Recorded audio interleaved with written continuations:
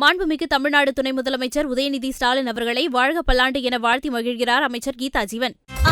No compromise. உங்க சைடுலயும் எங்க சைடுலயும். GT Holidays, South India's #1 travel brand. 5க்கும் மேற்பட்ட நறுமணங்களில் நக்ஷத்ரா விளக்கேற்றும் எண்ணெய்.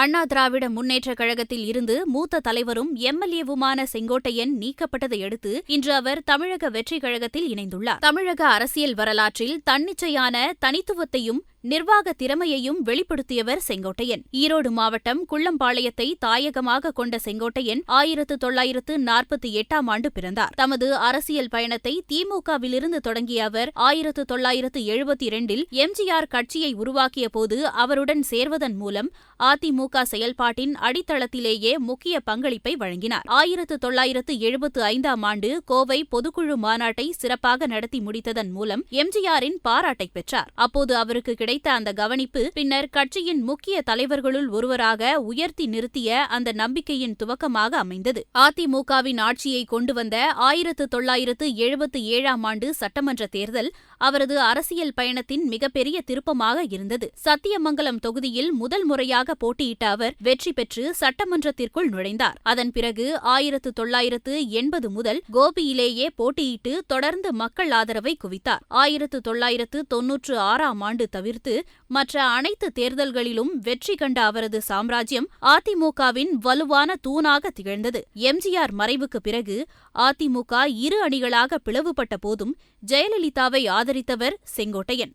1989இல் சேவல் சின்னத்தில் வெற்றி பெற்று அவர் தன்னுடைய நிலைப்பாட்டை தெளிவுபடுத்தினார். நிர்வாக பொறுப்புகளில் முக்கிய பங்கு வகித்த அவர் 1991 முதல் 1996 வரை போக்குவரத்து துறை அமைச்சராகவும் 2011 முதல் 2016 காலகட்டத்தில் விவசாயம், தகவல் தொழில்நுட்பம், வருவாய் போன்ற முக்கிய அமைச்சகங்களை சேர்த்தும் செயல்பட்டார். ஜெயலலிதா தலைமையிலான கட்சியின் அனைத்து நிகழ்ச்சி நிரல்களிலும் அவருக்கே முன்னுரிமை வழங்கப்பட்டதோடு அவரது துல்லியமான திட்டமிடல் திறமைக்கும் பெருமை கிடைத்தது. 2016 முதல் 2021 காலகட்டத்தில் பள்ளிக்கல்வித்துறை அமைச்சராக பணியாற்றிய அவர் பல கல்வி மறுசீரமைப்பு நடவடிக்கைகளிலும் கையாளப்பட்டார். தமிழக அரசியல் வரலாற்றில் கலைஞர் கருணாநிதி, துரைமுருகன் ஆகியோருக்கு பிறகு அதிக முறை சட்டமன்ற உறுப்பினராக இருந்த சாதனையை பெற்றவர் செங்கோட்டையன். அதிமுக தலைமையில் சூப்பர் சீனியர் என்ற மரியாதை அவருக்கே உரியது என்பதை கட்சி உள்ளகத்திலும் பொதுவாகவும்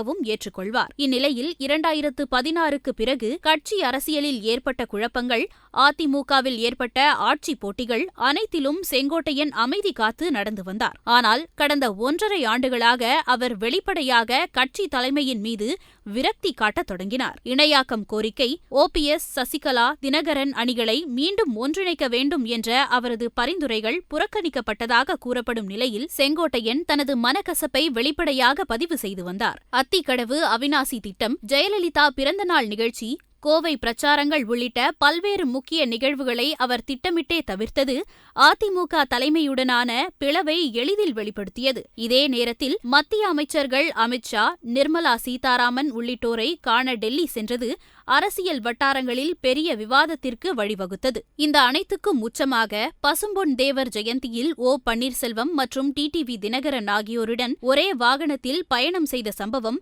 அதிமுக தலைமையை அதிர்ச்சியில் ஆழ்த்தியது. அதன் பின்னர் மூவரும் ஒன்றாக செய்தியாளர்களை சந்தித்தபோது அவர் அளித்த பேட்டி செங்கோட்டையனை கட்சியிலிருந்து நீக்க வைத்தது. அவர் மீது அக்கட்சியால் எடுக்கப்பட்ட இந்த நடவடிக்கை அதிமுகவில் பெரிய அரசியல் திருப்பமாக பார்க்கப்பட்ட நிலையில் தற்போது தமிழக வெற்றிக் கழகத்தில் இணைந்துள்ளார்.